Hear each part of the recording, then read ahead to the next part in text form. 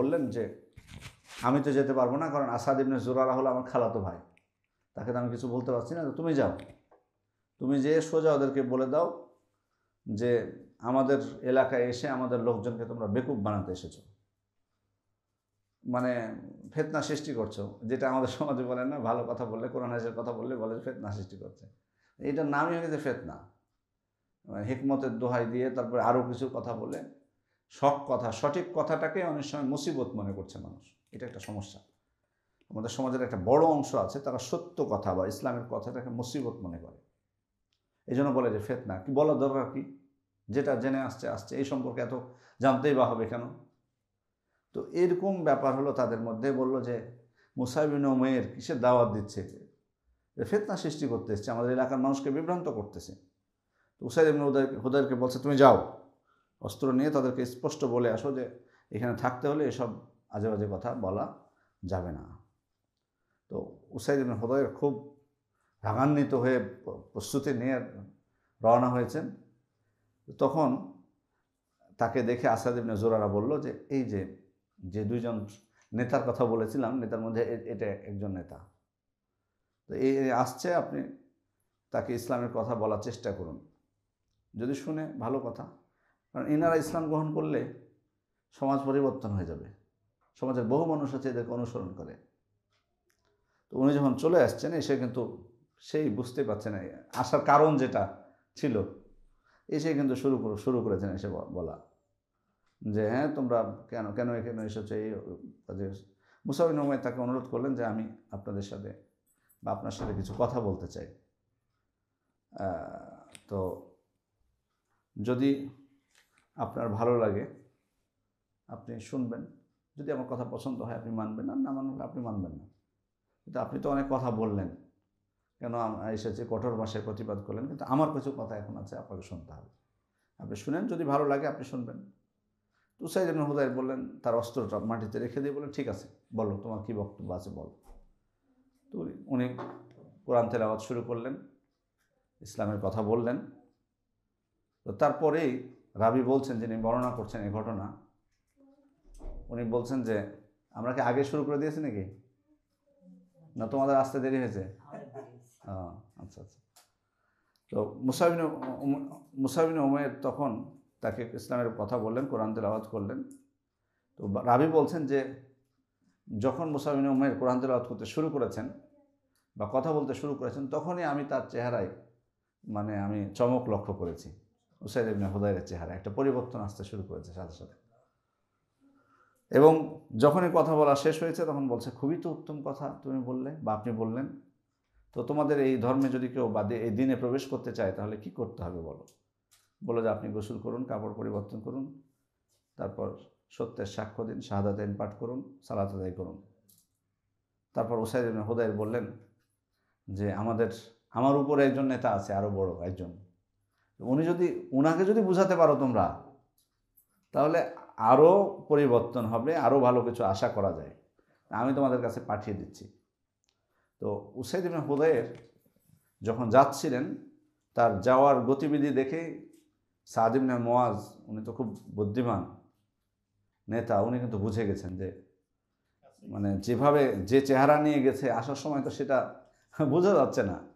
এর আগেও আপনাদেরকে বলেছি না যে মানুষের মধ্যে যখন সত্য প্রবেশ করে, সত্যকে গ্রহণ করে, তখন তার অবশ্যই আচরণে, কথাবার্তায় আপনি তার আলামত পাবেন খুঁজে। তো সেটাই কিন্তু পেয়েছেন। পরে উনি তার লোকদেরকে বলছেন যে দেখো উসাইদ যেভাবে গেছে, ও ফিরে আসাটা কিন্তু আগের চেহারা নিয়ে আসছে না, সে কিছুটা পরিবর্তন। কিন্তু উসাইদ ইবনে হুদায়র এসে কিন্তু বললেন না যে আমি ইসলাম গ্রহণ করেছি, একটু বুদ্ধিমত্তার সাথে বললেন যে আমি তো তেমন আপত্তিকর কিছু পাইনি তাদের কথাবার্তায়, আপনি একটু যান। কারণ উনাকে কিন্তু একটু ক্ষিপ্ত করেছেন উনি। আসাদ ইবনে জুরারাকে অমুক গোত্রের লোকেরা হত্যা ষড়যন্ত্র করছে, এটা উনি তো আবার আপনার খালাতো ভাই, তো এটা তো মেনে নেওয়া যায় না। তখন উনি রাগান্বিত হলেন এটা শুনে, কৌশল করে তো পাঠাতে হবে যেভাবে হোক। তো উনি তখন রেগে গেলেন খুব, সাদ ইবনে মুআজ। উনি বলেন আমি দেখতেছি কে তার বিরুদ্ধে ষড়যন্ত্র করে, বলে তিনি কিন্তু বের হয়ে গেছেন। তো আসাদ ইবনে জুরারা আবার যখন দেখেছেন তাকে, তখন বললেন যে এই যে আসতেছে এবার সব থেকে মানে বনু আব্দুল আশার গোত্রের সব থেকে বড় নেতা, তো আপনিও যদি তাকে কিছু বোঝাতে পারেন তো অবশ্যই এর মধ্যে কল্যাণ আশা করা যায়। একই কথাই বললেন মুসআব ইবনে উমাইর তাকে, যে উনি কিন্তু এসে প্রথমে আসাদ ইবনে জুরারাকে এবং এনাদেরকে খুব ধমক দিয়েছেন ওই আগের মতোই, যে তোমার সাথে আত্মীয়তার সম্পর্ক না থাকলে আমি তোমার এই করতাম ওই করতাম, মানে নানা কথা। মুসআব ইবনে উমাইর ধৈর্য সহকারে শুনলেন, কারণ যারা হকের দাওয়াত দেয় তাদেরকে ধৈর্য ধারণ করতেই হয়। মানে তারা যদি হকের দাওয়াত যারা দিবে তারা যদি মনে করে যে আমি কোনো কথা শুনবো না, নেতিবাচক কোনো কথা শুনবো না, তাহলে কিন্তু তার দাওয়াত ব্যর্থ। এখন যদি ধরেন কেউ সত্য পথে ডাকছি আমরা, তো শুনলাম যে গালিগালাজ করছে না, সামাজিক যোগাযোগ মাধ্যমে হোক বা সরাসরি হোক, মানুষ তো গালিগালাজের শেষ নাই কোনো। এখন যদি আমি বলি যে আমি মানহানির মামলা করবো ওদের বিরুদ্ধে, আমি এত বড় একজন আলেম, এত বড় ডিগ্রিধারী, আমাকে কটু কথা বললো, আমি মানব না, এটা আমার ক্ষমতা আছে, আমার পরিচিত নেতা আছে, আমি মানহানির মামলা করবো, আমার বিরুদ্ধে কেন এই কথা বলবে? তাহলে এই কথা যদি আমি বলি তাহলে আমার দাওয়াত আমি চালাতে পারবো? শুনবে আমার কথা? আমাকে এগুলো সহ্য করতেই হবে। তো মুসআব ইবনে উমাইর বা রাসূল সাল্লাল্লাহু আলাইহি ওয়াসাল্লাম থেকে শুরু করুন না, তিনি কত কিছু সহ্য করেছেন, সহ্য করে তার প্রতিশোধও পর্যন্ত নেননি। এগুলো ঘটনা তো আছে, আরও সামনে আসবে আরও। সেক্ষেত্রে সব কিছু শোনার পর কিছুই বলেন, সুন্দরভাবে বলেছেন যে আপনি বসুন, আপনাকে আমরা কিছু বলতে চাই, আপনি অনেক কথা বলেছেন। তারপর ইসলামের কথা বললেন, কোরআন তিলাওয়াত করলেন, আবার একই প্রতিক্রিয়া আল্লাহর রহমতে উনিও বললেন যে তোমাদের ইসলাম গ্রহণের সময় তোমরা কী করতে হবে আমাকে। তিনিও ইসলাম গ্রহণ করলেন। এবার সাদ ইবনে মুআজ ফিরে যাচ্ছেন তার লোকদের কাছে, তাদেরকে তো বসিয়ে রেখে এসেছেন উনি। তো তারাও বুঝতে পারলেন সাদ ইবনে মুআজকে দেখে যে উনিও যে চেহারা নিয়ে গেছিলেন ফেরার সময় সেটা তার মধ্যে বোঝা যাচ্ছে না। তো সাদ ইবনে মুআজ সেখানে যে একটু কৌশল করে বলছেন এবার তাদেরকে যে হে আমার গোত্রের লোকেরা, তোমরা আমাকে কেমন লোক মনে করো, আমার ব্যাপারে তোমার ধারণা কী? তো তারা বলল যে আপনি হচ্ছেন আমাদের নেতা, আপনি সব থেকে বুদ্ধিমান মানুষ আমাদের মধ্যে, বিচক্ষণ মানুষ, বরকতময়, রক্ষক, অনেক কথা বলেছেন, তার প্রশংসা করলেন। তো তিনি বললেন যে তবে শোনো, যতক্ষণ না তোমরা আল্লাহ এবং তার রসুলের প্রতি ঈমান আনবে ততক্ষণ পর্যন্ত তোমাদের সাথে কথা বলা আমার জন্য নিষেধ। মানে তার ইসলামের ঘোষণা উনি দিয়ে দিলেন স্পষ্টভাবে তাদেরকে। তো তারপর থেকে তার যখন শুনতে পেলেন তার গোত্রের লোকেরা যে তিনি ইসলাম গ্রহণ করেছেন, সাথে সাথে সবাই ইসলাম গ্রহণ করতে শুরু করলেন। বিকেল পর্যন্ত সবাই ইসলাম গ্রহণ করে ফেলেন, একজন শুধু বাকি ছিল, মানে তার গোত্রের একজন বাকি ছিল, তার নাম ছিল উসাইরিম রাদিয়াল্লাহু আনহু। রাদিয়াল্লাহু আনহু বলছি এই কারণে যে তিনি পরবর্তীতে উহুদের যুদ্ধের দিন ইসলাম গ্রহণ করেছিলেন এবং যুদ্ধে অংশগ্রহণ করেছেন। তবে মানে একটা সিজদাও তিনি আল্লাহর জন্য করতে পারেননি, সুযোগ পাননি, কারণ উহুদের যুদ্ধে তিনি শাহাদাত বরণ করেছেন। তবে ইসলাম গ্রহণ করে এই জন্য আল্লাহ রাসূল তার সম্পর্কে বলেছিলেন যে অল্প আমল করে সে বেশি পুরস্কার পেয়েছে। সুবহানাল্লাহ। তো এই উসাইরিম, তাহলে সবাই ইসলাম গ্রহণ করেন আল্লাহর রহমতে। এরপর মুসআব ইবনে উমাইর আসাদ ইবনে জুরারার ঘরে থেকে ইসলামের দাওয়াত তিনি দিতে থাকেন। এই যে হিজরতের আল্লাহ রাসূল সাল্লাল্লাহু আলাইহি ওয়াসাল্লামের বা মুসলিমদের হিজরতের পথ কিন্তু তৈরি হচ্ছে এভাবেই। কিন্তু খেয়াল করেছেন যে এই যে প্রথমে 6 জন ইসলাম গ্রহণ করলেন মদিনার, তারা এসে দাওয়াত দিলেন, আরও 7 জনকে নিয়ে গেলেন, 13 জন হলো, তাদের সাথে দূত পাঠালেন আল্লাহ রাসূল সাল্লাল্লাহু আলাইহি ওয়াসাল্লাম। এই যে ইসলামের দাওয়াত আস্তে আস্তে মদিনায় মুসলিমদের সংখ্যা বৃদ্ধি পাচ্ছে, এমনকি হাতে গোনা কয়েকটা গোত্র ছাড়া প্রায় গোত্রের সবাই নারী পুরুষ ইসলাম গ্রহণ করে ফেললেন। এরপরে মুসআব ইবনে উমাইর তিনি তৃতীয় বছর, নবুয়তের তৃতীয় বছর হজ মৌসুমের আগে আল্লাহ রাসূল সাল্লাল্লাহু আলাইহি ওয়াসাল্লামের কাছে মক্কায় ফিরে গেলেন এবং তার দাওয়াতের যে সফলতা মদিনার, সেটা তার তথ্য আল্লাহ রাসূল সাল্লাল্লাহু আলাইহি ওয়াসাল্লামের সামনে তিনি তুলে ধরলেন।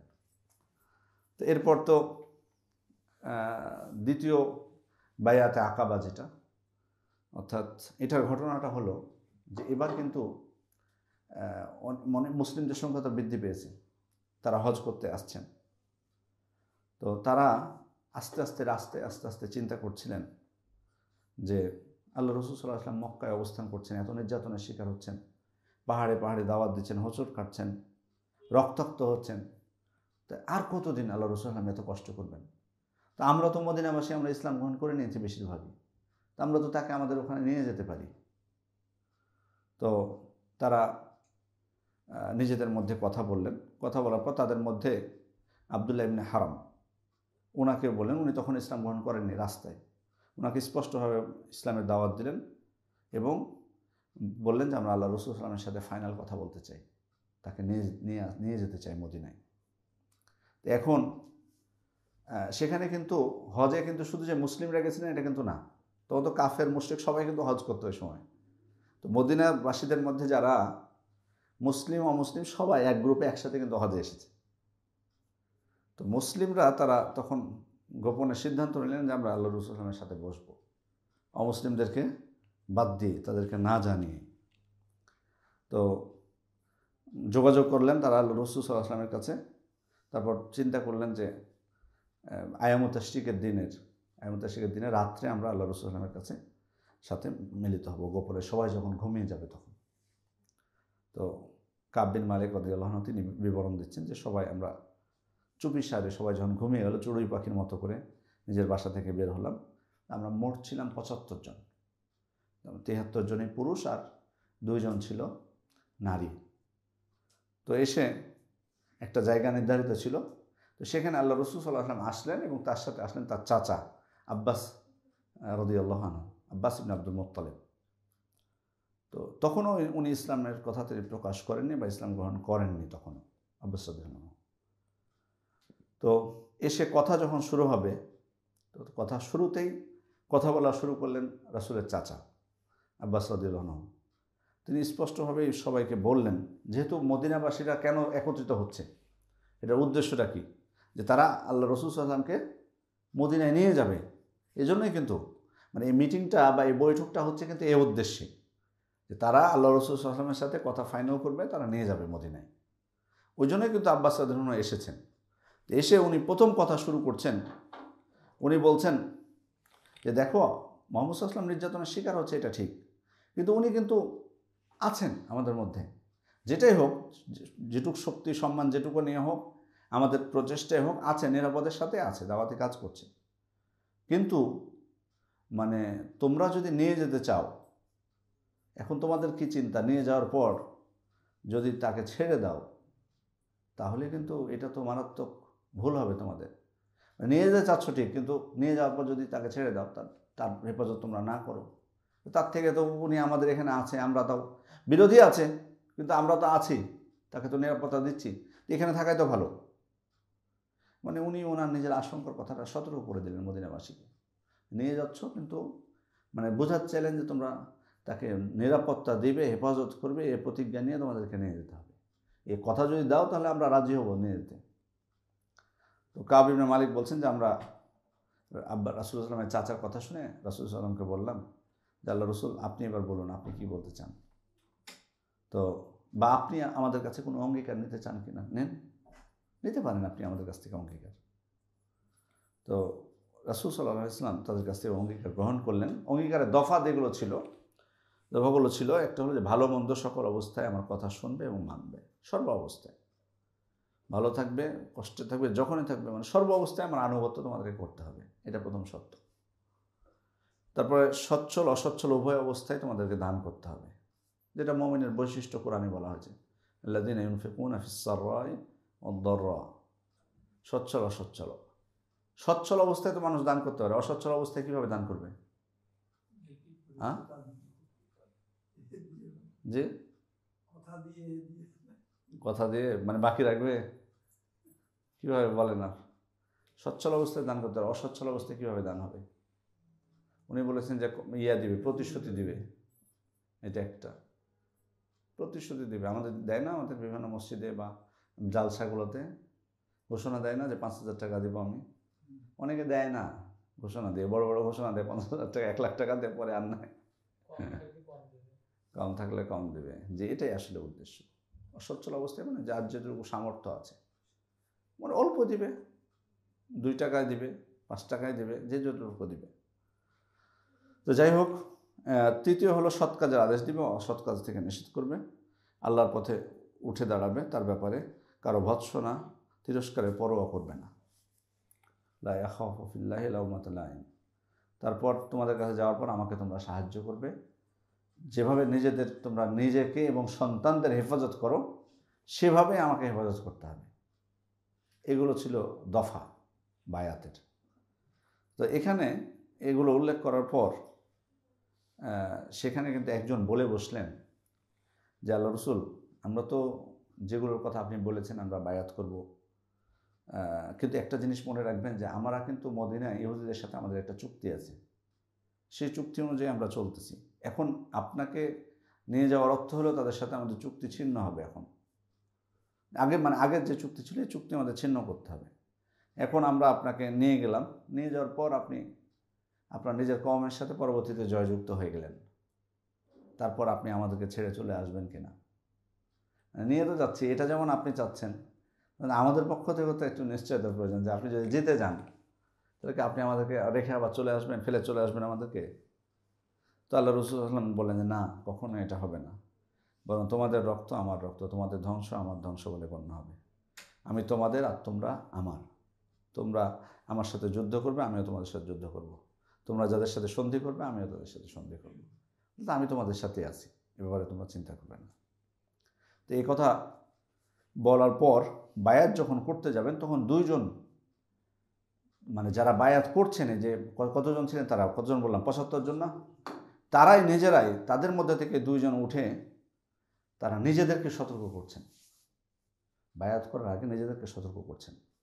বলছেন যে তোমরা কিসের উপর বায়াত করতে যাচ্ছ খেয়াল করেছো? বায়াত তো করলেই হলো না, শপথ করলেই তো হলো না, শপথটা কিসের উপর করতে যাচ্ছ খেয়াল করেছো তোমরা? তোমাদের, কারণ তোমরা যেটা করতে চাচ্ছ এটাতে কিন্তু তোমাদের অনেক ধন সম্পদ তোমাদেরকে হারাতে হবে।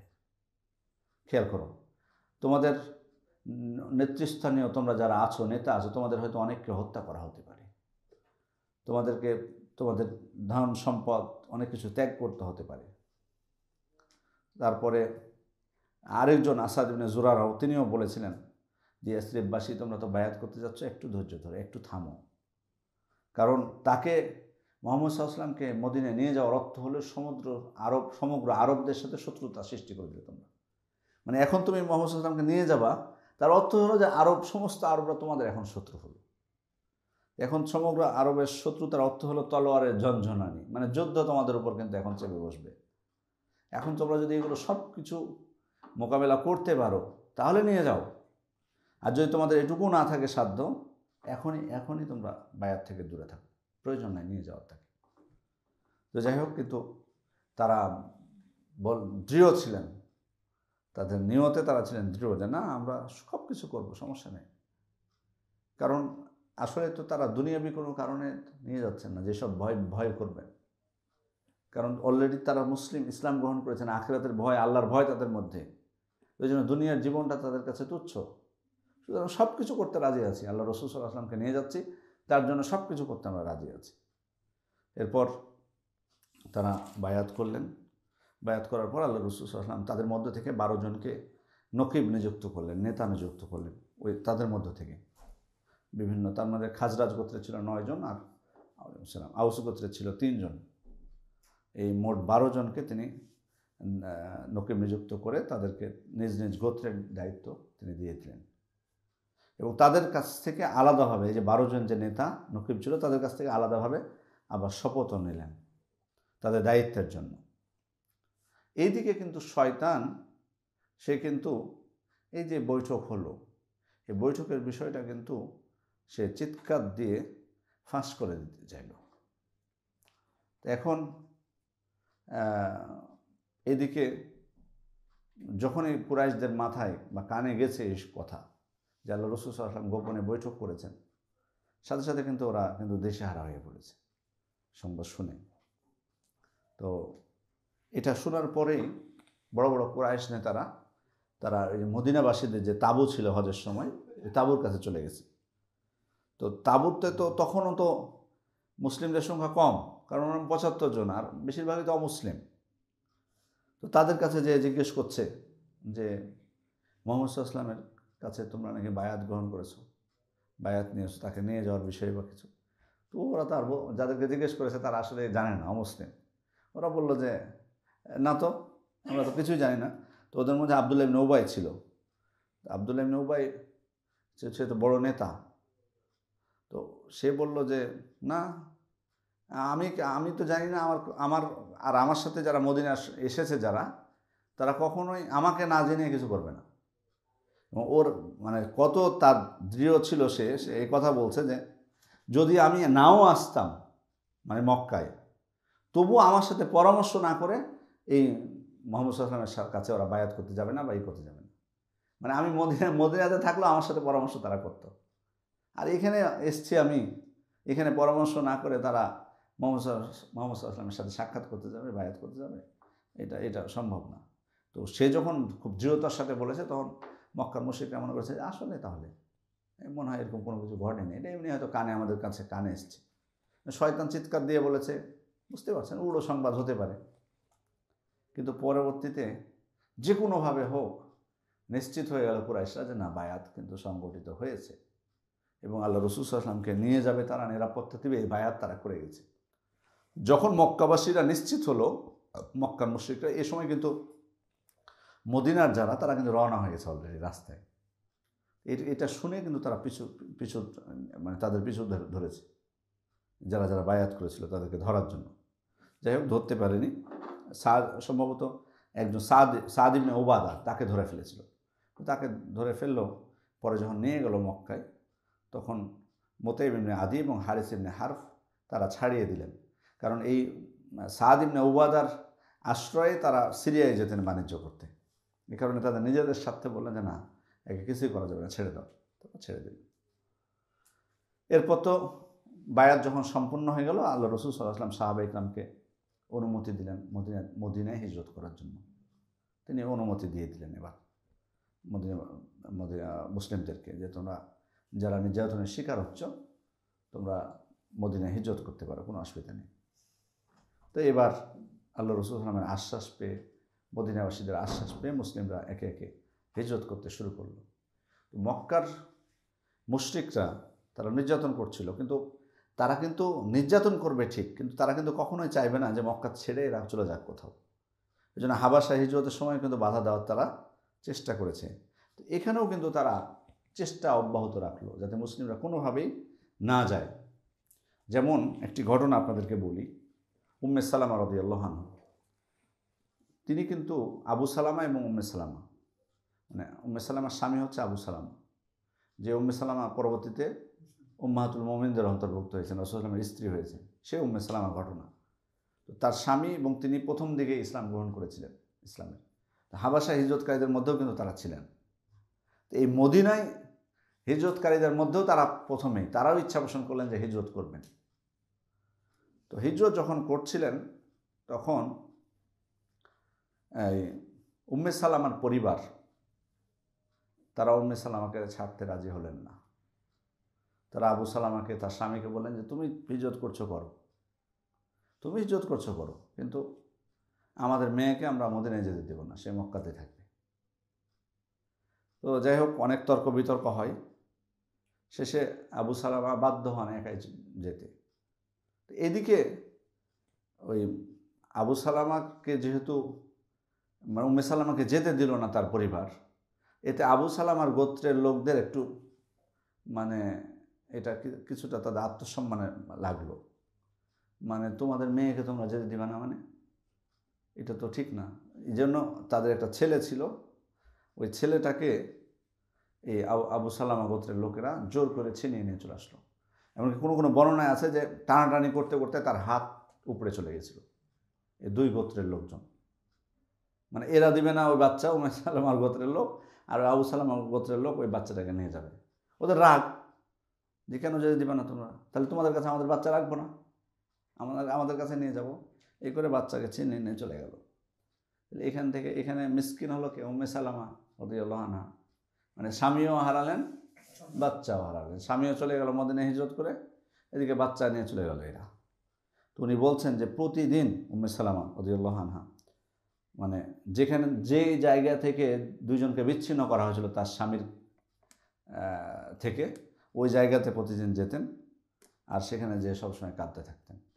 এই করে যখন 1 বছর কেটে গেল, প্রায় 1 বছর এভাবে কেটে গেছে, 1 বছর পর তখন একটু মায়া হয়েছে একজনের। তারপর উম্মে সালামার গোত্রের লোকদেরকে যেয়ে বললো যে কেন ওর স্বামীর কাছে তোমরা তাকে যেতে দিচ্ছ না, তখন অনুমতি দাও যাওয়ার জন্য, বিচ্ছিন্ন রাখার তো কোনো মানে হয় না এখানে। তারপর তারা বললো ঠিক আছে, তুমি চাইলে তোমার স্বামীর কাছে চলে যেতে পারো। এদিকে ওই সন্তানকেও ফিরিয়ে নিলেন তিনি তার ওই স্বামীর গোত্রের লোকদের কাছ থেকে, দিয়ে উনি মদিনার উদ্দেশ্যে রওনা হলেন। মেয়ে মানুষ তো যেতে যেতে উসমান ইবনে আবু তালহা রাদিয়াল্লাহু আনহু তিনি খেয়াল করলেন যে উম্মে সালামা রওনা হয়েছেন একাই। তখন তিনি বললেন যে আমি আপনার সহযোগিতা করব। তবে অত্যন্ত দূরেও তিনি থাকতেন। কোনো সময় যদি উম্মে সালামা রাদিয়াল্লাহু আনহার প্রয়োজন হতো উঠ থেকে নামার, উঠার ওই সময় তার দিকে তাকাতেন না, দূরে অবস্থান করতেন। মানে আল্লাহ তাআলাকে ভয় করে নিরাপত্তার সাথে তাদেরকে কুবায় যখন পৌঁছলেন যে তখন তিনি বললেন যে তোমার স্বামী এই জনপদে আছে, তুমি এবার চলে যাও, আমি এবার ফিরে গেলাম। তারপর সেখানে উনি রেখে চলে আসেন। এরপরে তো পরবর্তীতে আবু সালামা উনি উহুদের যুদ্ধে আহত হবেন। উহুদের যুদ্ধে উনি আহত হবেন। আহত হওয়ার পর সম্ভবত পায়ে আঘাত পেয়েছিলেন উহুদের যুদ্ধে। তারপর তার 1 বছর পরে তিনি মৃত্যুবরণ করেন। তার মৃত্যুবরণের সময় আল্লাহ রাসূল সাল্লাল্লাহু আলাইহি ওয়াসাল্লাম দোয়া শিখিয়ে দিয়েছিলেন তাকে যে তুমি দোয়া করো আল্লাহুম্মা এই দোয়াটি আল্লাহুম্মা আজিরনি ফি মুসিবাতি, তো অথবা এই জাতীয় কিছু দোয়া, অর্থাৎ সেখানে যেটা আছে আখলিফলি খায়রাম মিনহা, মানে আল্লাহ আপনি তার থেকে উত্তম দান করুন আমাকে কেউ।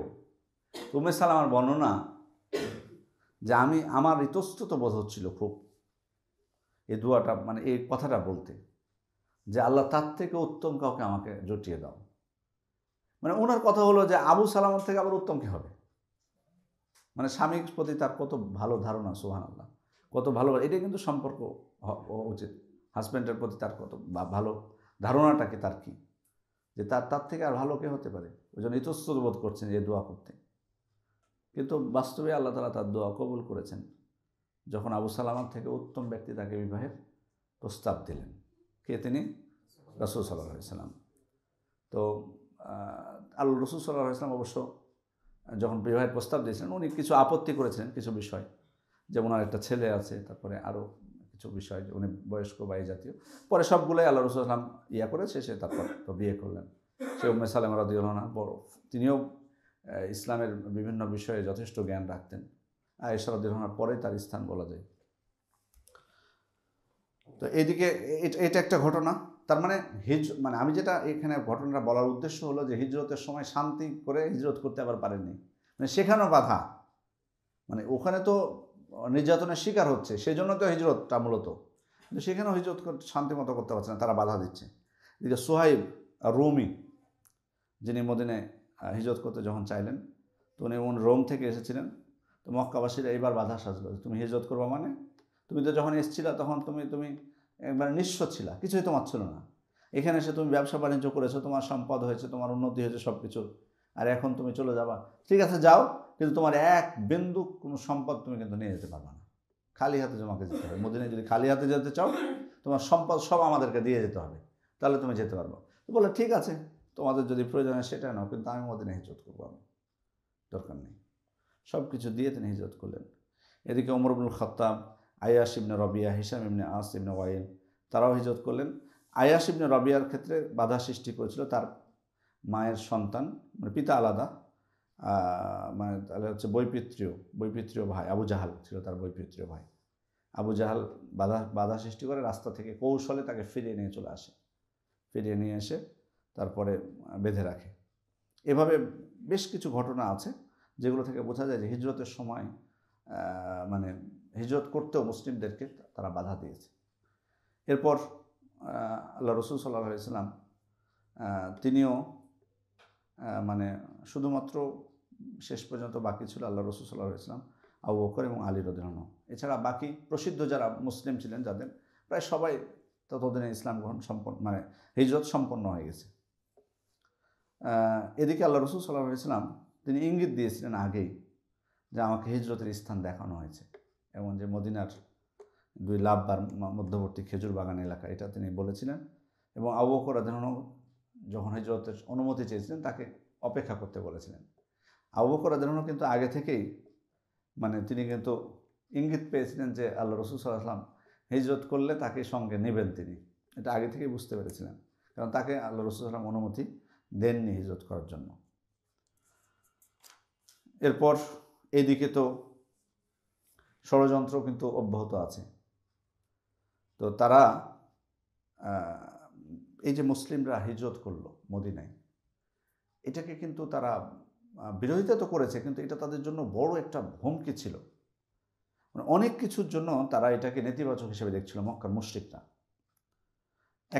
এক হলো তাদের চিন্তা হলো রাসূল সাল্লাল্লাহু আলাইহি ওয়াসাল্লামের ক্ষেত্রে যে তার নেতৃত্বের বিষয়টা কিন্তু ততদিনে তারা বুঝে গেছে যে কেমন আল্লাহ রাসূল সাল্লাল্লাহু আলাইহি ওয়াসাল্লামের ব্যক্তিত্ব এবং তার নেতৃত্ব, নেতা হিসেবে কেমন সেটা তারা বুঝতে বাকি নেই। মানে তার প্রভাবটা কেমন, তিনি কোথাও গেলে নেতা যদি হয়ে যান তাহলে তার প্রভাবটা যে কী হবে সেটা কিন্তু ততদিনে তারা বুঝে গেছে। এই জন্য তাদের একটা বড় ভয়। দ্বিতীয় হচ্ছে সাহাবায়ে কেরামের বিষয়ে তারা বুঝতে পেরেছে যে যারা ইসলাম গ্রহণ করছে তারা ইসলামের জন্য কতটা আত্মত্যাগ করতে প্রস্তুত, এটাও কিন্তু তারা বুঝে গেছে। কারণ এত নির্যাতন চলতেছে, এত কিছু, তারপরেও কি সরে এসছে সাহাবায়ে কেরাম। তো এটাও কিন্তু তাদের জন্য একটা বড় নেতিবাচক বিষয় হচ্ছে। এক, রাসূল সাল্লাল্লাহু আলাইহি ওয়াসাল্লামের দৃঢ় নেতৃত্ব, সাহাবায়ে কেরামের ত্যাগ স্বীকার। তৃতীয়ত হলো যে মদিনার আউস এবং খাজরাজ গোত্র সম্পর্ক ধারণা ছিল যে তাদের মধ্যে কিন্তু যুদ্ধ বেঁধেই থাকতো আগে সবসময়। তো তার মানে যোদ্ধা হিসেবেও তারা খুব শক্তিশালী, আবার এটাও তাদের কানে গেছে যে ওরা খুব বেশি দিন আর যুদ্ধ কন্টিনিউ করবে না, তারা চাচ্ছে না এই ধরনের দ্বন্দ্ব জিয়ে রাখতে। আর নবী মুহাম্মদ সাল্লাল্লাহু আলাইহি ওয়াসাল্লাম সেখানে গেলে আর থাকতে দেবেন নাকি তাদের মধ্যে যুদ্ধ, এটাও তারা বুঝতে পেরেছে। আর সব থেকে আর একটা বড় হুমকি ছিল তাদের, কি সেটা বলুন তো আপনারা, এর আগে ইঙ্গিত দিয়েছি। মদিনায় মুসলিমদের হিজরত করাটা কি হুমকি ছিল কুরাইশদের জন্য? হ্যাঁ জি, এই যে বিজনেস, এটাই ছিল তাদের বড় বিষয়। এটাও একটা বড় বিষয় ছিল, কারণ এখানে বলছেন উনি যে প্রায় প্রতি বছর তাদের বাণিজ্যের পরিমাণ ছিল সে সময়ের হিসাব অনুযায়ী প্রায় 2.5 লক্ষ স্বর্ণমুদ্রা। 2.5 লক্ষ স্বর্ণমুদ্রা। এটা যদি তাদের বাধাগ্রস্ত হয়, খাবে কি? বাণিজ্য নির্ভর ছিল না তারা। তো এই যে এতগুলো হুমকি, তারা সব কিছু কিন্তু চিন্তা করছে যে আল্লাহ রাসূল মদিনায় মুসলিমরা হিজরত করে চলে গেছে, আল্লাহ রাসূল সাল্লাল্লাহু আলাইহি ওয়াসাল্লাম হিজরত করবেন, তো এত কিছু আমাদের জন্য, এসব কিছু। এই জন্য তারা কী করলো, তারা বললো যে কিছু একটা কঠিন সিদ্ধান্ত আমাদেরকে নিতে হবে। এতদিন তো আমরা এইটা করেছি ওইটা করেছি, ছাড় দিয়ে চলতেছি, তাদের দৃষ্টিতে ছাড় দিয়েছে তারা এত নির্যাতনের পর। এবার তারা কঠিন সিদ্ধান্ত নিতে চায় যে কোনোভাবে হোক মানে এদেরকে আটকাতে হবে। সেক্ষেত্রে দারুন নাদওয়ার যে বৈঠকে যেটা শোনা যায়, এটা নিয়ে যদিও অনেকে রেওয়ায়েত নিয়ে অনেকে আপত্তি করেছেন, কিন্তু প্রসিদ্ধ একটি রেওয়ায়েত ইতিহাসের ক্ষেত্রে যে তারা বসেছিল, বেশ কয়েকজনের নাম আছে তার, এবং সে বৈঠকের আগে ইবলিস বৃদ্ধের আকৃতি ধরে সেখানে যায় এবং পরামর্শ দেওয়ার জন্য। তো সেখানে তারা প্রথম প্রস্তাব যেটা দেয় যে আমরা তাকে মক্কায় থাকতে দেব না, বের করে দিই, তাকে জোরপূর্বক মক্কা থেকে আমরা বের করে দিই মুহাম্মদ সাল্লাল্লাহু আলাইহি ওয়াসাল্লামকে। তো সে কোথায় যাবে, কোথায় কি করবে তার বিষয়। ইবলিস তখন বলল যে না, তোমার এই প্রস্তাব না, কারণ মুহাম্মদ সাল্লাল্লাহু আলাইহি ওয়াসাল্লামকে তোমরা বের করে দেবা, কিন্তু এখান থেকে যেখানে যাবে তাদের মন জয় করে ফেলবে সে, এবং সেখানে একটা বাহিনী গড়ে তুলবে, সে তোমাদের উপরে এসে তারা আক্রমণ করবে। না, এটা খুব বেশি ফল আসবে না। বলে তাহলে তাকে শিকলে আটকে রেখে ঘরের মধ্যে বন্দি রেখে আমরা দরজা বন্ধ করে দিই, এরপর আর খুলব না, সে ধুকে ওখানে মরে যাবে। তো এবার ওই ইবলিস বলল যে না, এটাও সমীচীন না, কারণ এই মুহাম্মদ সাল্লাল্লাহু আলাইহি ওয়াসাল্লামকে যদি তোমরা আটকাও তাহলে যেভাবে হোক তার সাহাবীদের কাছে তাদের কানে কিন্তু খবর যাবে যে তাদের নবীকে আটকানো হয়েছে। তো যদি মানে তাদের কাছে খবর যায়, তাহলে তারা যদি সর্বসম্মতিক্রমে তোমাদের উপরে এসে হামলা করে সবাই মিলে, তাহলে তোমরা কিছুই করতে পারবে না, তাকে ছাড়িয়ে নিয়ে চলে যাবে। বলে তাহলে কি করতে হবে? সব থেকে উত্তম প্রস্তাব তাদের দৃষ্টিতে সেটা দিয়েছিল আবু জাহাল। সেটা কি করবে, যে প্রত্যেক গোত্র থেকে একজন করে শক্তিশালী যুবক বাছাই করা হোক তাদের মধ্য থেকে, এবং তারা সবাই মিলে তলোয়ার নেবে, দিয়ে রাসূল সাল্লাল্লাহু আলাইহি ওয়াসাল্লামকে যে আঘাত করবে একসাথে। তাহলে একজনের উপরে হত্যার দায়টা আসবে না, সবারই উপর আসবে। তারপর তো ওর গোত্র বনু আব্দু মানাফ তারা রক্তপণ গ্রহণে রাজি হবে, আর আমরা দিয়ে দেবো, তখন অসুবিধা নেই। সবার উপর দিয়ে গেল, কারো নির্দিষ্ট কারো উপর থাকবে না।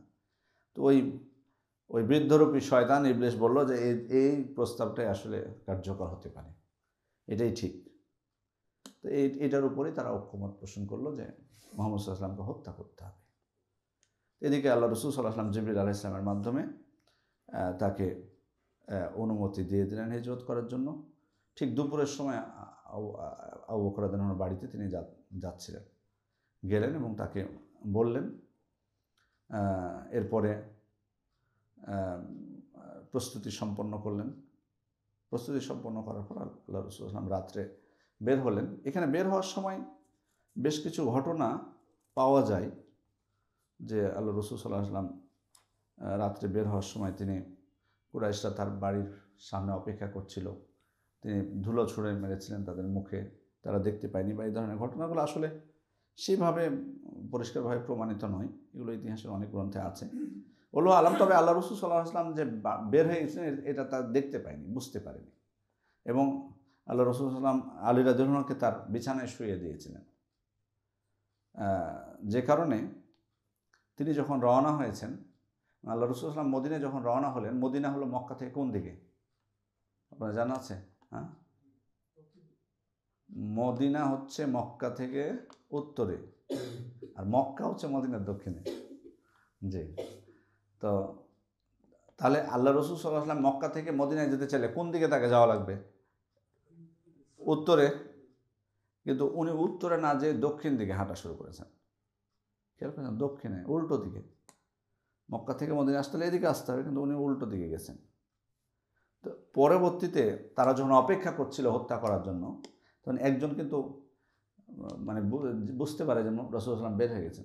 তাদেরকে জিজ্ঞেস করলো যে কী ব্যাপার, তোমরা কার জন্য অপেক্ষা করছো? বলে মুহাম্মদ সাল্লাল্লাহু আলাইহি ওয়াসাল্লামের জন্য। বলে সে তো তোমার বের হয়ে গেছে এখান থেকে, তোমরা টেরই পাওনি। পরে দেখে যে আলী রাদিয়াল্লাহু আনহু, তারপর আলী রাদিয়াল্লাহু আনহুকে তারা চাপ দেয়, মানে তার করে যে মুহাম্মদ সাল্লাল্লাহু আলাইহি ওয়াসাল্লাম কোথায়, উনি বলে যে না, আমি জানি না কোথায় গেছে। পরবর্তীতে আল্লাহ রাসূল সাল্লাল্লাহু আলাইহি ওয়াসাল্লাম কেন তিনি মদিনার ইয়াতে গেলেন না, কেন মানে মদিনার রাস্তায় কেন গেলেন না? মদিনায় হিজরত করবেন তো মদিনায় যাবেন, উল্টো দিকে কেন গেছেন? সেফটির জন্য।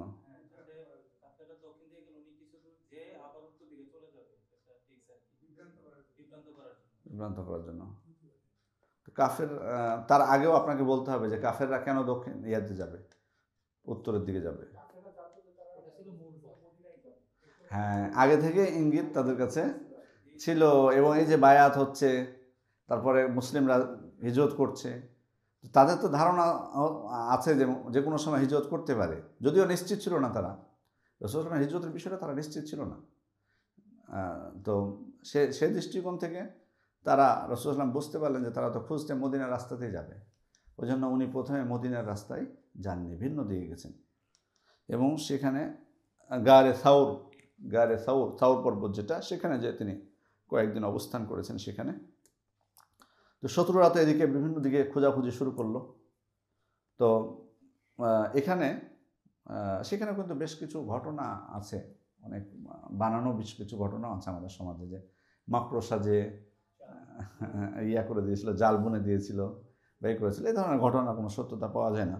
তবে রাহিকুল মাকসুমে একটি ঘটনা দিয়েছেন আবু বকর রাদিয়াল্লাহু আনহু, যে ঘটনাটি, তবে এই ঘটনার সনদের ব্যাপারে অনেকে আপত্তি করেছেন। ডক্টর আকরাম দিয়া আলুমারি সহ অনেকে আপত্তি করেছেন যে ঘটনাটা এখানে উল্লেখ করেছেন উনি এখানে কোনো কিছু বলেননি, মানে উনি সত্য মনে করেই ঘটনাটা বিশুদ্ধ বর্ণনা হিসেবে ধরেছেন। আর রাহিকুল মাকতুম প্রণেতা শফিউর রহমান মোবারকপুরি রাহিমাহুল্লাহ, ওই যে ঘটনাটা যে মানে আল্লাহ রাসূল সাল্লাল্লাহু আলাইহি ওয়াসাল্লামের আবু বকর রাদিয়াল্লাহু আনহুর মাথায়, মানে তার কোলে মাথা দিয়ে আল্লাহ রাসূল সাল্লাল্লাহু আলাইহি ওয়াসাল্লাম ঘুমিয়েছিলেন। তারপরে এসে একটা বিষাক্ত কোনো কিছু তাকে কামড় দেয়, দংশন করে। তো দংশন করার কারণে, কোথাও যদি দংশন করে, আপনি তো স্বাভাবিক নড়ে চড়ে উঠবেন, কিন্তু উনি নড়েননি।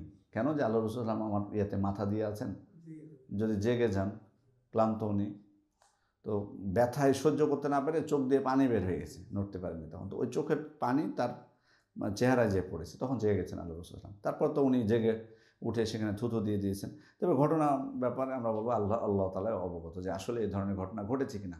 তবে আবু বকর রাদিয়াল্লাহু আনহুর জন্য মানে এই ঘটনাগুলো স্বাভাবিক, তাদের জন্য এগুলো, মানে এই চুপ ত্যাগ স্বীকার করাটা এটুক ত্যাগ স্বীকার করাটা তাদের জন্য অস্বাভাবিক কোনো কিছু না, যদি ঘটেই থাকে এখানে।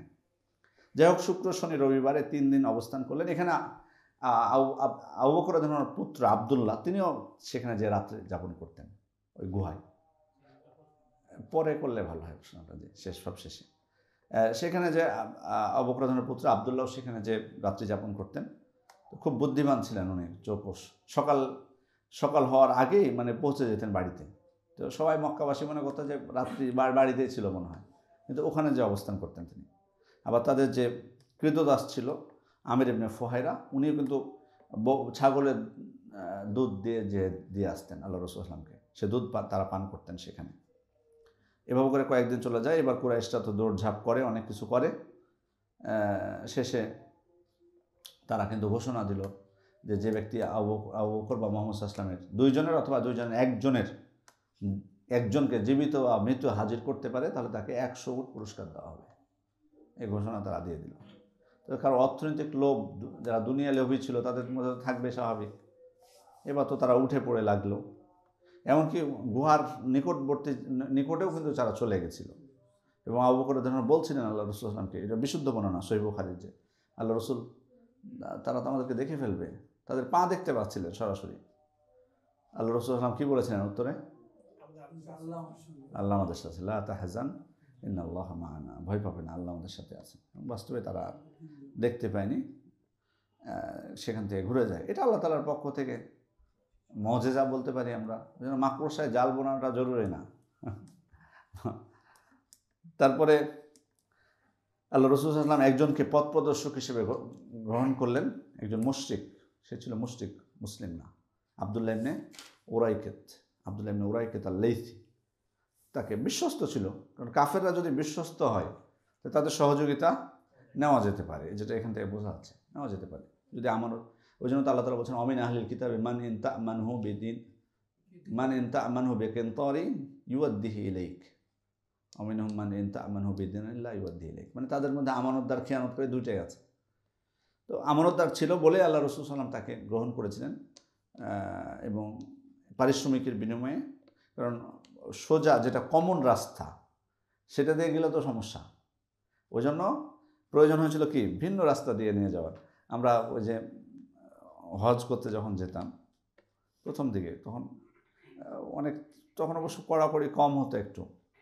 তবে মেন রাস্তা দিয়ে গেলে তো স্বাভাবিকভাবেই, কারণ সবার জন্য কিন্তু ওখানে কাগজ থাকা বাধ্যতামূলক। মানে মক্কাবাসী বা মদিনাবাসী হলে যে হজ করতে পারবে সেটা কিন্তু না। সেখানে কিন্তু অনুমতি নিতে হয়, লাইসেন্স নিতে হয়, কাগজ করতে হয়, তাসরি নিতে হয় সেখানে। তো ওই প্রথম দিকে কড়াকড়ি কম ছিল অনেক, তখন ছাড় দিত, কিছু বলতো না, বিশেষ করে আমাদেরকে আরও কম কিছু বলতো না তেমন।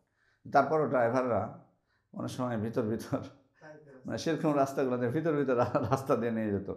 সে এক দুর্গম রাস্তা, কীভাবে যে চিনেছে ওরা, তো ওদের নিজেদের স্বার্থে ওরা চিনেছে অর্থনৈতিক লোভে। তো এরকম ছিল যে ভিন্ন রাস্তাটা চেনা আছে, তো ভিন্ন রাস্তা দিয়ে আল্লাহ রাসূল সাল্লাল্লাহু আলাইহি ওয়াসাল্লামকে নিয়ে যাচ্ছে।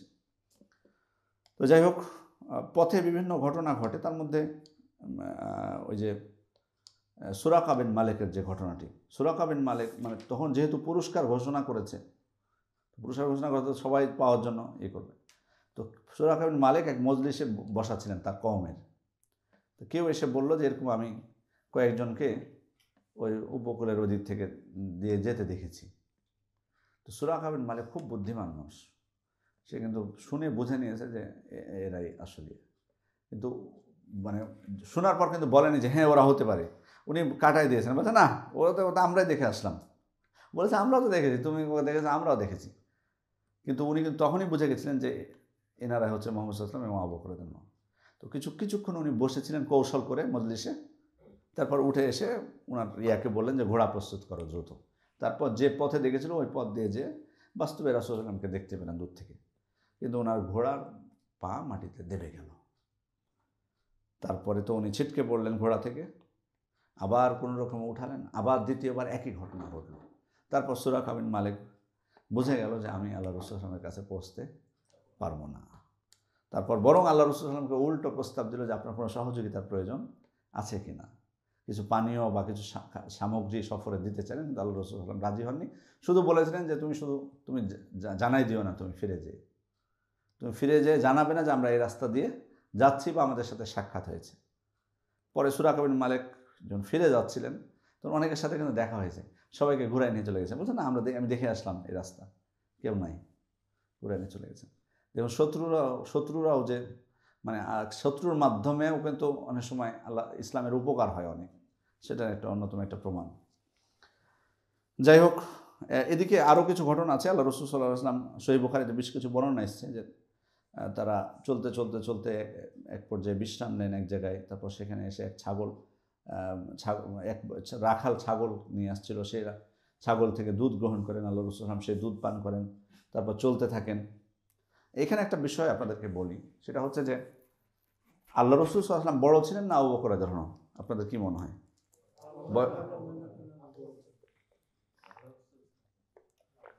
জি,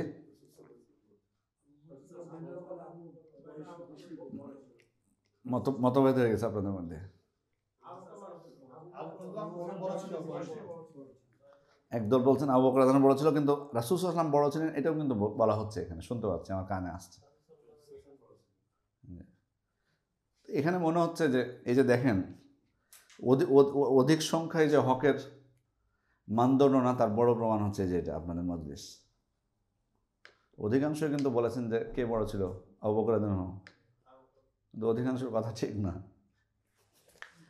ওইদিকে সাউন্ড যায় এটা থেকে, অধিকাংশের কথা ঠিক না, বরং যারা কম সংখ্যক বলেছেন আমাদের কথা ঠিক। বড় কিন্তু ছিলেন আল্লাহ রাসূল সাল্লাল্লাহু আলাইহি ওয়াসাল্লামের বয়সে তার থেকে, কিন্তু মানে তার চেহারায় বার্ধক্যের মানে চিহ্ন প্রকাশ পাচ্ছিল আবু বকর রাদিয়াল্লাহু আনহুর চেহারাতে, বয়স কম হওয়া সত্ত্বেও।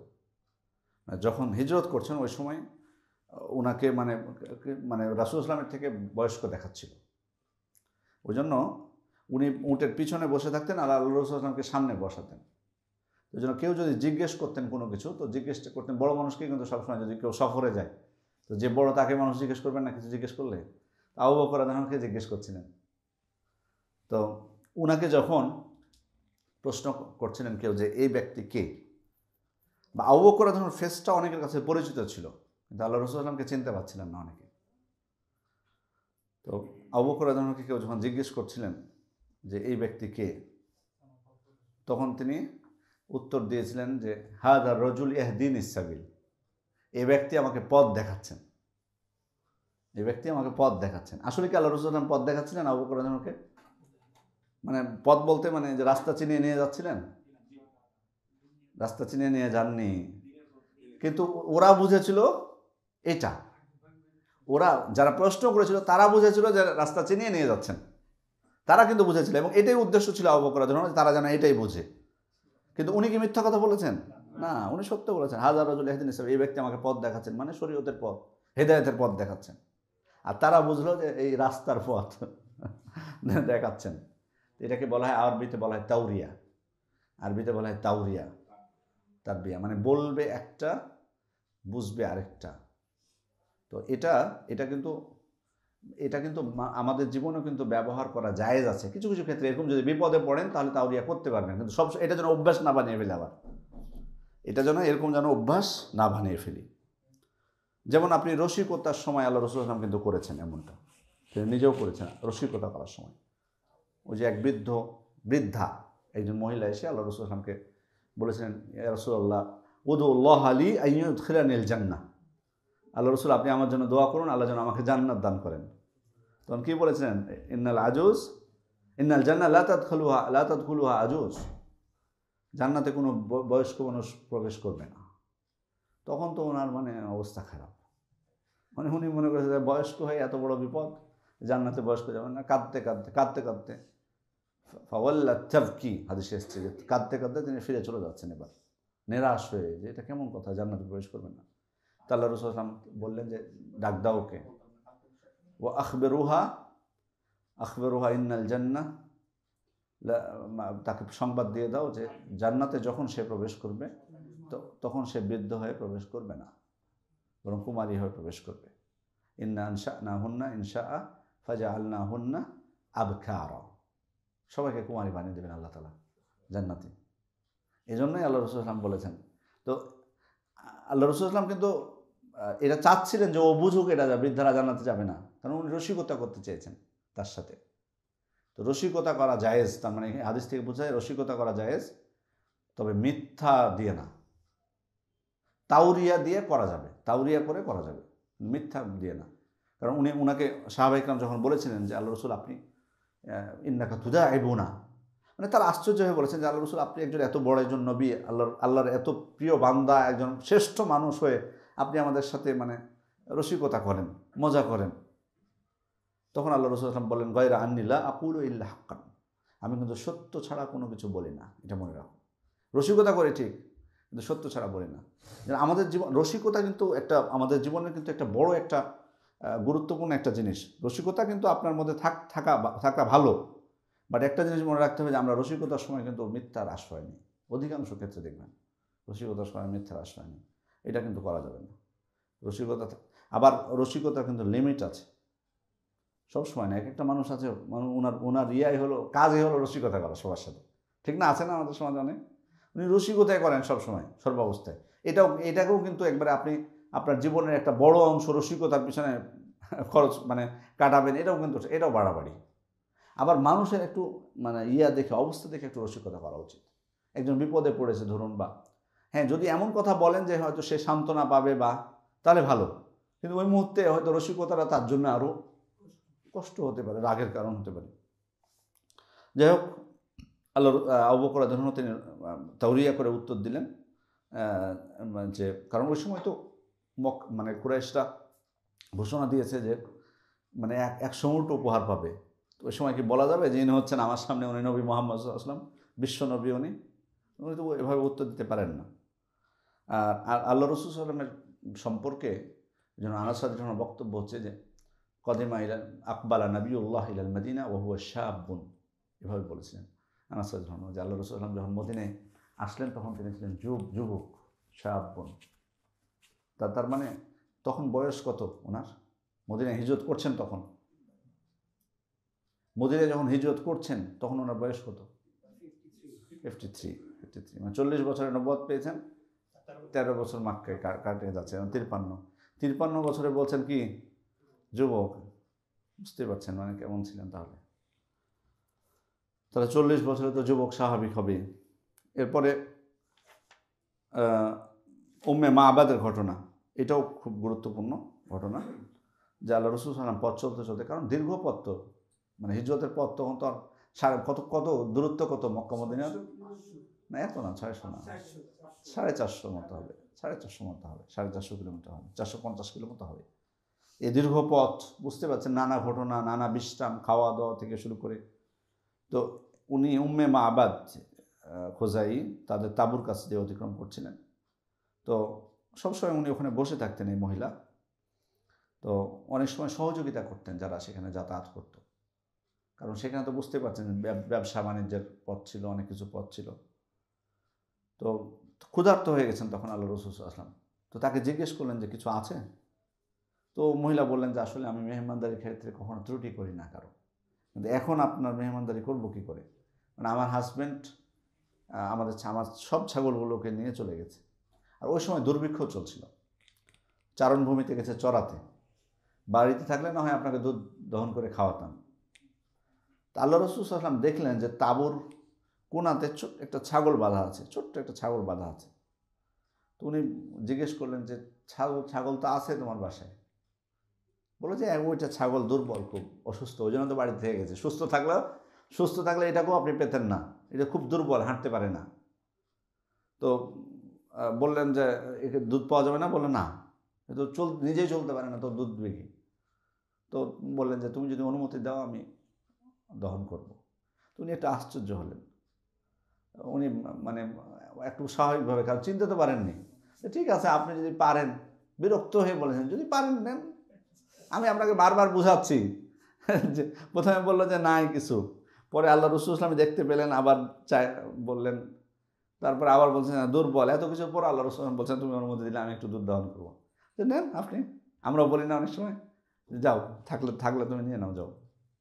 তো এরকম বলেছেন। তো আল্লাহ রাসূল সাল্লাল্লাহু আলাইহি ওয়াসাল্লাম নিয়ে আসলেন, তারপর ওলানে হাত দিলেন, আল্লাহর নাম নিয়ে, তারপর ছাগলটা পা প্রসারিত করলো, ওলান দুধে ভরে গেল সাথে সাথে। তারপর আল্লাহ রাসূল দুধ দহন করলেন, তৃপ্তি সহকারে তিনি পালন করলেন।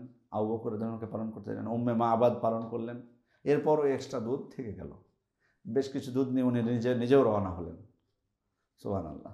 এরপর আবু মাআবাদ কিন্তু উনি ফিরে এসেছেন এবার বাড়িতে।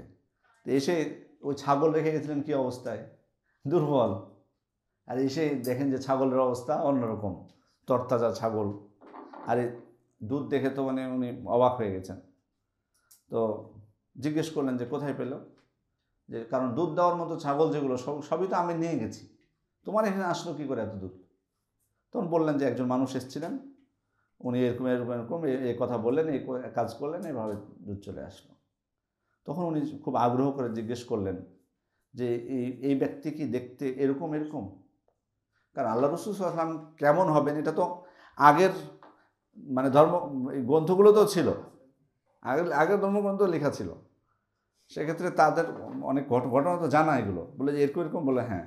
বলে যে এই ব্যক্তিকে তো কুরাইশরা তাকে হত্যা করার জন্য খুঁজে বেড়াচ্ছে, তাদের কথা সংবাদ চলে গেছে, খুঁজে বেড়াচ্ছে। তো পরে উনি বলছেন যে যেন আমি তাকে চোখের সামনে দেখতে পাচ্ছি।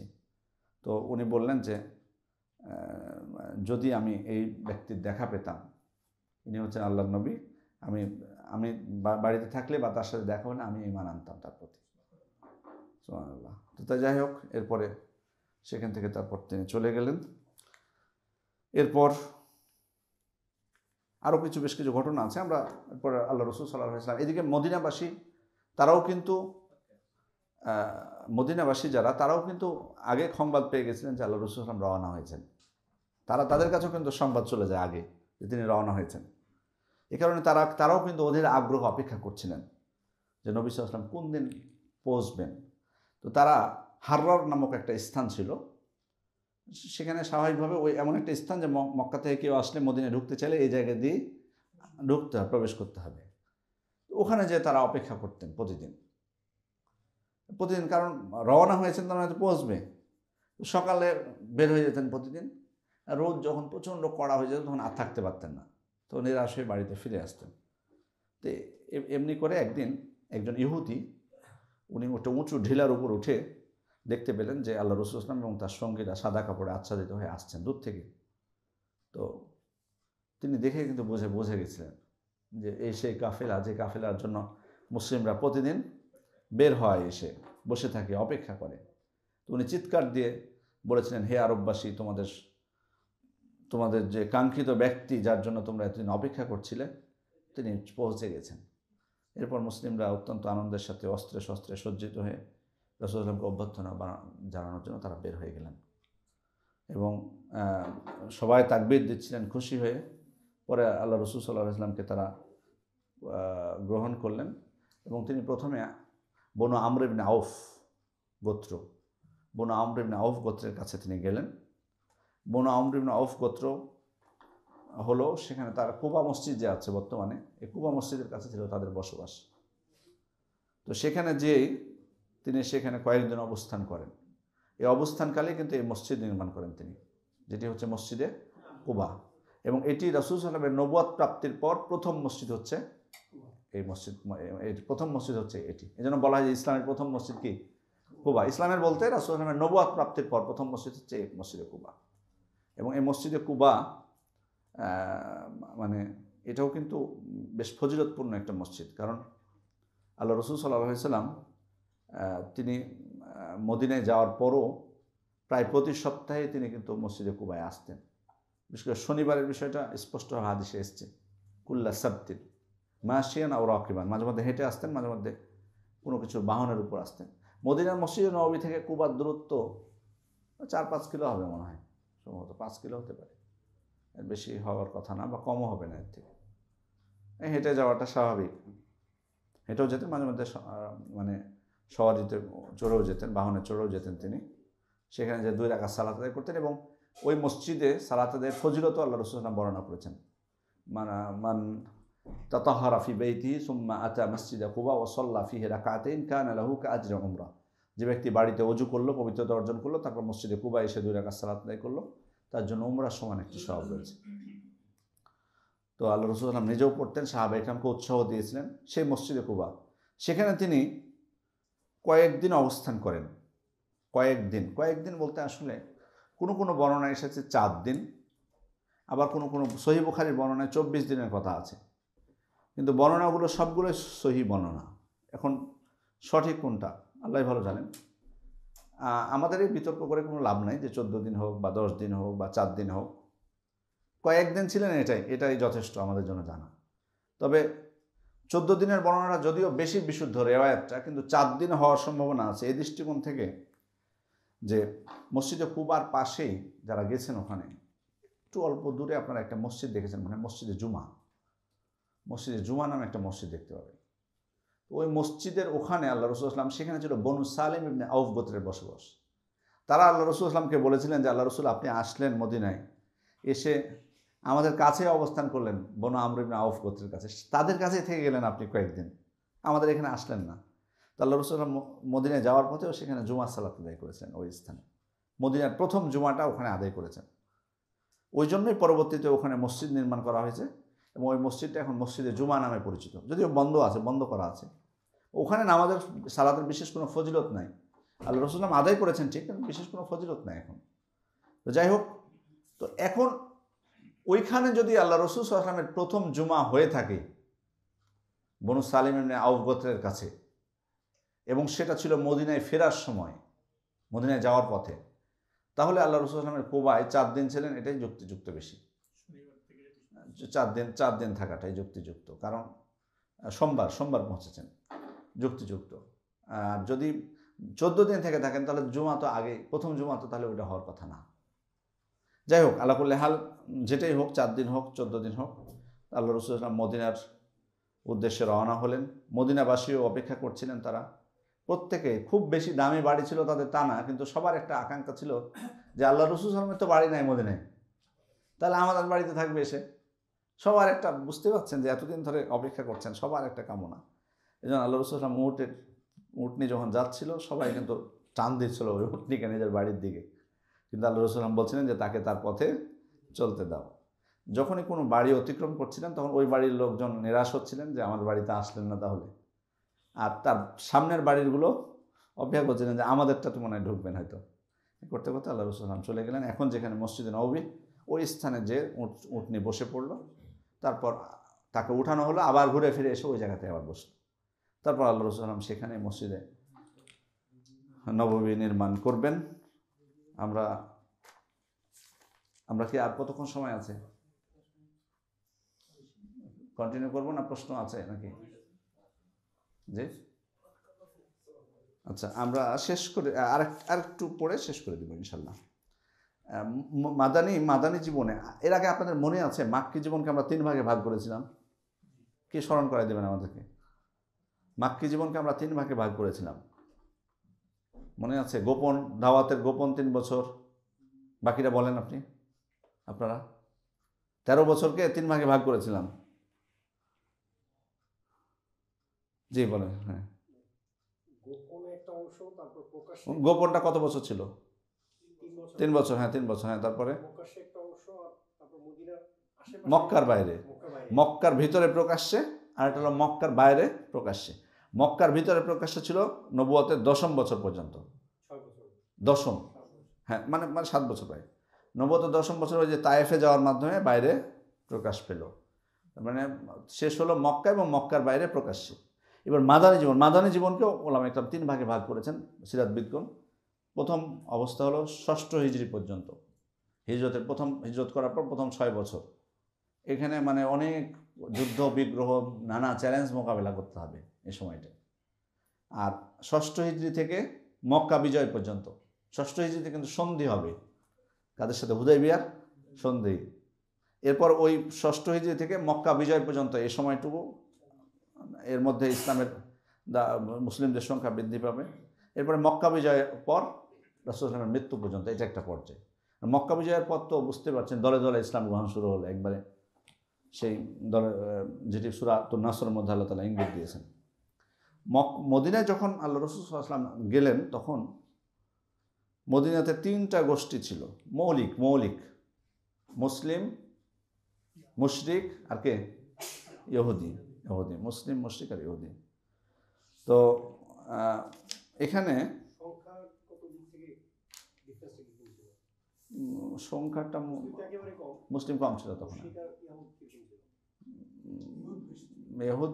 এহুদ মনে সম্ভবত মসজিদদের থেকে বেশি ছিল ওই সময়, সম্ভবত, কারণ তখন মসজিদদের সংখ্যা অলরেডি কমে এসছে। কারণ মুশরিকদেরকে তখন সিরাজবিদগণ দুই ভাগে ভাগ করেছেন, যে একদল ছিল মানে দ্বিধাদ্বন্দ্বের মধ্যে, সন্দেহের মধ্যে, যে আসলে ইসলাম গ্রহণ করবে কি করবে না এরকম, আর আরেক দল ছিল যে তারা প্রচণ্ড ঘৃণা পোষণ করত।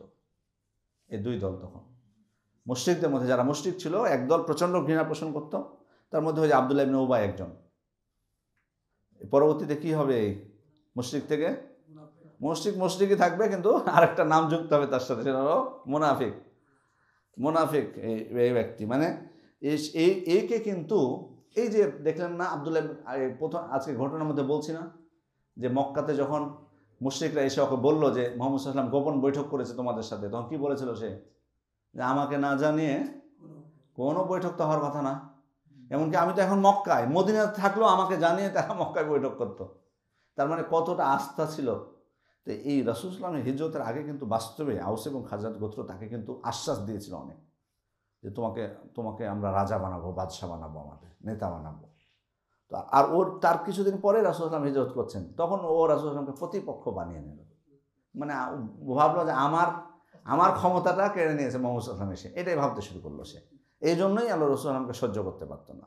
কিন্তু বদর যুদ্ধের পর আর মানে ও থামতে পারেনি, চাপে পড়ে ইসলাম মানে প্রকাশ্যে ইসলামের ঘোষণা দিয়েছে, কিন্তু কুফরি ভিতরে লালনই করত, বড় মুনাফিক, সব থেকে মুনাফিকদের সর্দার। তো এই ছিল মুশরিকদের অবস্থা। ইহুদিদের 3টা গোত্র ছিল, নাম কে বলবেন? ইহুদিদের 3টা গোত্র ছিল। হ্যাঁ, না খাজরাজ না, এটা তো মদিনার গোত্র, খাজরাজ এবং আউস মদিনাবাসী, মানে এরা আরবদের অন্তর্ভুক্ত। আর ইহুদিদের 3টা গোত্র ছিল। বনু, সবশেষ যাদেরকে তাড়লেন তারা কারা? বনু কুরাইজা, বনু নাদির এবং বনু কাইনুকা, এই 3টা ছিল গোত্র। তো এদের কিন্তু আপনার মানে তারা মানে অনেকদিন থেকে হিজাজে আশ্রয় নেওয়ার কারণে সেখানকার কিছু ভাষা, আরবি ভাষাও কিন্তু তারা রপ্ত করে ফেলেছিল। কিন্তু নিজেদেরকে কিন্তু তারা শ্রেষ্ঠ মনে করত, অহংকার ছিল তাদের মধ্যে। আরবদেরকে তারা উম্মি বলে ডাকতো, নিরক্ষর, মানে মূর্খ বলে ডাকতো তারা, যেন তারা নিজেদেরকে খুব শিক্ষিত মনে করতো। ইহুদিরা তারা নিজেদেরকে শিক্ষিত মনে করতো, আর আরবদেরকে ছোট করে দেখতো। আর ব্যবসা বাণিজ্যে দাপট ছিল তাদের, প্রভাব ছিল তাদের, এবং সুদি লেনদেন এটাতে পারদর্শী ছিল, যেটা এখনো দেখেন সংখ্যা কম তাদের, ইহুদিদের সংখ্যা কিন্তু এখনো কম, কিন্তু প্রভাব সব ওদের প্রভাব, এবং কারণ পরিকল্পনার জন্য এগিয়েছে তারা, দীর্ঘমেয়াদী পরিকল্পনার জন্য এত যেতে পেরেছে ওরা। কারণ আমেরিকা পর্যন্ত কাবু তাদের কাছে, তাহলে কী বলবেন আর, বলা যায় এক প্রকার, মানে এখানে বিভিন্ন কথা আছে, অনেক ব্যাখ্যা বিশ্লেষণ আছে, আর কী বলবেন তাহলে, প্রচুর এদের এবং সেই যে সুদ ভিত্তিক লেনদেন, এবং এরা মূলত এই যে আরবদের মধ্যে যে যুদ্ধগুলো, আউস খাজরাজ বলুন বা যে বোয়াস যুদ্ধ বা বড় বড় যুদ্ধগুলো, এদেরই অবদান ইহুদিদের, তারাই লাগিয়ে রাখতো। যদি দেখতো যে যুদ্ধ থেমে যাচ্ছে টাকার অভাবে, তখন তাদেরকে অর্থায়ন করতো, ঋণ দিত, সুদ ভিত্তিক ঋণ দিত। এ সুযোগে তাদের টাকাও হতো, আর ওদের দ্বন্দ্ব লেগে থাকতো, কারণ দ্বন্দ্ব যখন থাকবে যুদ্ধ, তখন তারা দুর্বল হবে।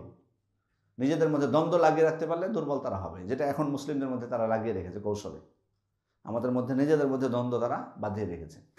এই জিনিসটা তখন থেকেই, মানে এই পরিচয়টা তাদের তখন থেকে, তাদের এই ইয়াগুলো, অর্থনৈতিক অবস্থা নিয়ন্ত্রণ করা, মুসলিমদের মধ্যে অনৈক্য সৃষ্টি করে রাখা, এই জিনিসগুলো তাদের আগে থেকেই ছিল।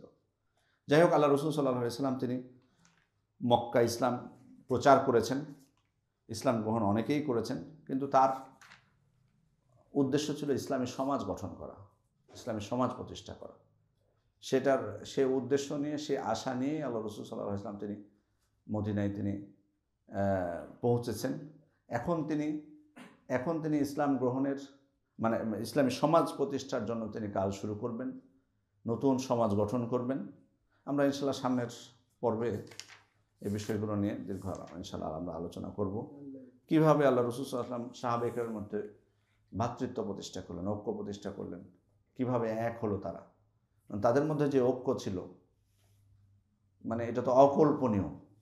কিভাবে সৃষ্টি হলে, কি একদিনে এমনিতে হয়ে গেছে? বিশেষ করে মুহাজির এবং আনসারদের মধ্যে এটা কি কম নাকি? কিভাবে করলেন, কি কি উদ্যোগ তিনি নিয়েছিলেন, কি নির্দেশনা তিনি দিয়েছিলেন, যেটার মাধ্যমে আজ তিনি এই সাহাবায়ে কেরামের মধ্যে এই ভালোবাসা সৃষ্টি করতে পেরেছেন যে একজন আরেকজনের জন্য ত্যাগ স্বীকার করেছেন, উজাড় করে দিয়েছেন, সব কিছু অগ্রাধিকার দিয়েছেন। ইউসিরুনা আলা আনফুসিহিম ওয়ালাউ কানা বিহিম খাসাসা, নিজে না খেয়ে রাত্রে নিজে না খেয়ে ঘুমিয়ে কাটিয়েছেন, সন্তানদেরকে ঘুম দিয়ে দিয়ে মুহাজিরদেরকে খেতে দিয়েছেন, মেহমানদেরকে। কিভাবে করতে পারলেন এটা? যে যে ওয়াইফ দিয়েছে, যে সম্পদ দিয়েছে, সব কিছু দিয়েছে, সব কিছু দিয়েছে। অনেক ঘটনা আছে আসলে, এগুলো হয়তো আমাদের সমাজে আমাদের এখন এগুলো কল্পনা, স্বপ্ন। তাদের মধ্যে এমন কিছু ঘটেছে যেগুলো, এগুলো স্বপ্ন না, মানে এটা কল্পনা করা যায় যে মেহমান এসছে তখন নিজে না খেয়ে থাকবে সারা রাত, বাচ্চাদেরকে কমপক্ষে আমরা নিজেদের ক্ষেত্রে ছাড় দিলেও বাচ্চাদের ক্ষেত্রে ছাড় দেবো না। বাবা আমার বাচ্চাকে আমি খাওয়াবো, তারপরে হলে তুমি খেতে পাবা, যে তাদেরকে ঘুম দিয়ে দেবো, এটাকে মানে এটা কম বড় বিষয় না। সুবহানাল্লাহ। তারপরে অন্যদের জন্য এই যে ইয়ার তাবুকের যুদ্ধের পর এই যে 3 জনের তওবা কবুল হওয়া, তারপরে যে আনন্দিত হওয়া সাহাবায়ে কেরামের, সুবহানাল্লাহ, এটা থেকে বোঝা যায় যে একজন আরেকজনের কত কল্যাণকামী ছিলেন, তাদের মধ্যে কতটা ভালোবাসা ছিল, যে তওবা কবুল হয়েছে আরেকজনের আর আমি দান করতেছি তার জন্য, সুবহানাল্লাহ, খুশি হয়ে আমি দান করতেছি যে তার তওবা কবুল হয়েছে। তাই কল্পনা করা যায় বদরের যুদ্ধে, কল্পনা করা যায় যে যুদ্ধে অনেকে যাননি, কারণ বদরের যুদ্ধে যাওয়াটা তখন তো আল্লাহ রাসূল সাল্লাল্লাহু আলাইহি ওয়াসাল্লাম যুদ্ধের জন্য দেননি, ফরজ করেননি তাদের উপর, ঐচ্ছিক ছিল বিষয়টা। কিন্তু যারা যায়নি তাদের ব্যাপারে যারা গেছিল, আল্লাহ রাসূল সাল্লাল্লাহু আলাইহি ওয়াসাল্লামকে তারা খারাপ কোনো কথা বলেনি, ইতিবাচক কথা বলেছে। বলছে আল্লাহ রাসূল সাল্লাল্লাহু আলাইহি ওয়াসাল্লাম আপনি নিরাপদে আমাদের যুদ্ধে যদি আমরা হেরেও যাই, আমরা যদি সবাই মারাও যাই, আপনি জীবিত হয়ে ফিরবেন এবং ফিরে যাবেন আমাদের ওই ভাইদের কাছে যে ভাইরা আমাদের থেকে আপনাকে বেশি ভালোবাসে, আমাদের থেকে আপনাকে বেশি ভালোবাসে, তারা আপনাকে সহযোগিতা করবে, তাদের সাথে আপনি যুদ্ধ করবেন, তারা আপনাকে আশ্রয় দেবে, তারা আপনাকে নিরাপত্তা দান করবে। এই কথা বলতে পারবো আমরা এখন? মানে কল্পনা করা যায় যে আমাদের থেকে আপনাকে বেশি ভালোবাসে? অকল্পনীয় এটা। বরং আরও উস্কানিমূলক কথাবার্তা বলবো, তাই না? বলবো যে দেখেন আর আসেনি, কে আপনাকে বেশি ভালোবাসে তার পরিচয়টা দেখেন এবার। এরকম কথা হয়তো মুখ দিয়ে বের হয় আমাদের, আল্লাহ হেফাজত করুন। যাই হোক, কীভাবে আল্লাহ রাসূল সাল্লাল্লাহু আলাইহি ওয়াসাল্লাম সাহাবায়ে কেরামকে নির্দেশনা দিলেন, কীভাবে তিনি সমাজ প্রতিষ্ঠা করলেন। এরপর চ্যালেঞ্জ তো বুঝতেই পারছেন, চ্যালেঞ্জ কি শেষ? হিজরত করলেন, এখন আরামে ঘুমাবেন নাকি? ওই যে বলিনি যে সেই যে দাঁড়িয়েছেন, কুম ফাআনজির, ওই যে আয়াত নাজিল হয়েছে সূরা আল মুদ্দাসসির, কুম ফাআনজির, আপনি দাঁড়ান এবং সতর্ক করুন। ওই যে দাঁড়িয়েছেন, আর বসার অবকাশ নেই, সুযোগ নেই, চলতেই থাকবে। যে আপনি কি বলছিলেন যে